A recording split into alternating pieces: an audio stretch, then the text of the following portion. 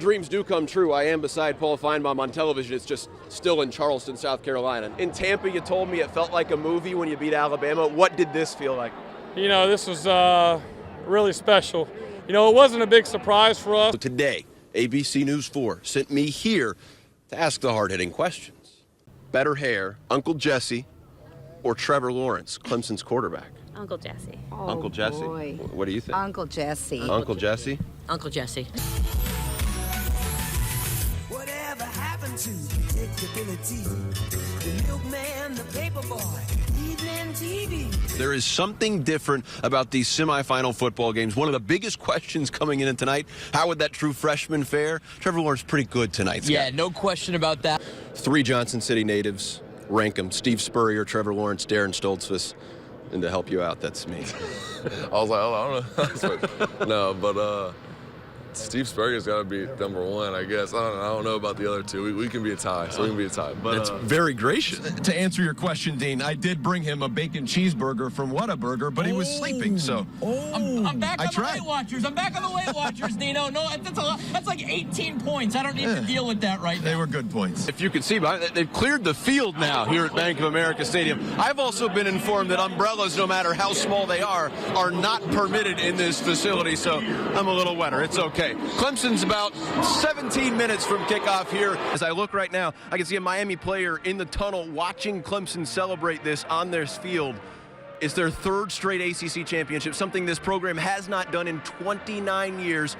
Now they head back to their 3rd straight college football playoff. Scotty, this is the biggest football game to be happening at Lane Stadium in probably about a decade. I'm not talking about whatever these guys in camo pants are doing right behind me. I'm talking about Virginia Tech and Clemson. Practice closed to the media today, but what was noteworthy in that practice, no Sindarius Thornwell, the SEC Player of the Year, stayed at home at the hotel. Frank Martin said a bit of a body fever for him, not too concerned for Saturday. 10 straight wins in this series for the Bulldogs, meaning the coveted Silver Shako a decade straight in Charleston. But Brent Thompson didn't want his team to take that trophy for granted, so he took it out of the trophy case.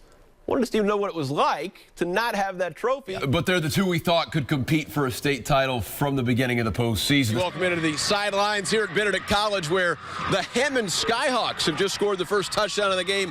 We are less than 2 minutes into the first quarter. First Baptist has already gone 3 and out. Hammond scores in their opening possession. It is now a 6-0 ball game, extra point awaiting. But this is bigger than just the opening quarter. Last year, First Baptist trailed by 20 at the half, came back to win the 2A state championship.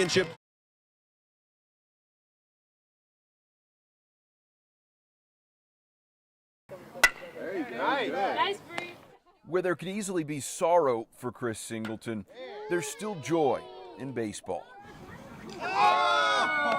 Baseball's always been there for me. It was kind of my safe place, you know, when I wouldn't talk to anybody or if I was in my feelings a little bit. Baseball has always been there.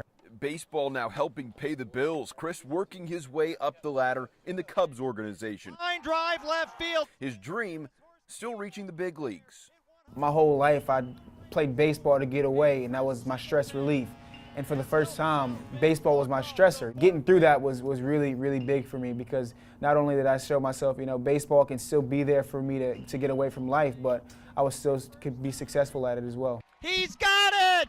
Singleton! This past weekend back in North Charleston, on the diamond where he once sought refuge, Chris teaching the basics of baseball to the next generation. But baseball only part of his profession, part of his path to peace. Now find somebody that looks different than you and tell them that you love them. Give them a hug and tell them you love them. A simple hug and a simple I love you can stop and change somebody's mind for people that look like you for the rest of that person's life. You know, I think that if I would have been able to look my mother's killer in the face and say, hey, I love you, and give him a hug and genuinely mean it, I think there's no way he would have been able to do what he did to my mom and to 8 others. I make myself vulnerable, I do, because, you know, sometimes I'll speak and I'll have a lump in my throat while I'm speaking. But I'll take some time and realize and come back to why I'm doing what I'm doing, and that's to make a difference and inspire. And when I get that back in my head, you know, it gives me strength to keep pushing forward. His goal, help heal, reach the unreached, at home in Charleston, at a high school in Fargo, North Dakota.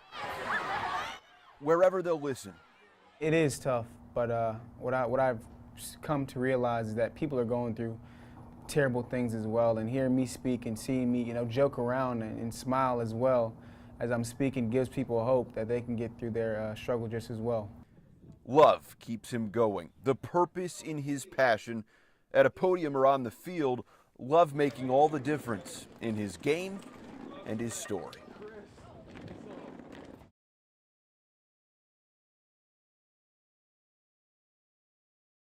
At 5 years old, soon to be 6, Miller, like most boys his age, likes playing ball, maybe even getting a little dirty. That's how we live our life.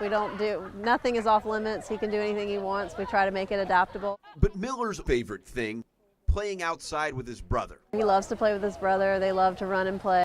And for Miller to be active until this week, that meant a wheelchair. Entered the College of Charleston softball team. Miller, you want a bike? They were like gathered up, and I didn't even know they were hiding something. I saw his face. I saw his face light up. He knew he was getting something. And I mean, the kid was so excited about a t-shirt, right? To see his face light up, and to hear the kids, my players, to hear them and how much it meant to them, they're going to remember this. Just another element. Right now he's in his wheelchair all the time, so now he can be outside playing sometimes without his wheelchair. So you just push this. This typical Tuesday practice at Patriots Point quickly turned atypical when Miller's face lit up and the 5-year-old got that bike. Christopher's Promise, the organization that helped put this entire thing together, based out of Ohio, but the person who started that foundation, born here in Charleston. In a sport that's full of failure, sometimes you'll realize how lucky you really are. And hopefully Miller will now be a teammate of ours. I think it's just a bike without the team, but with the team, I think it's truly a gift.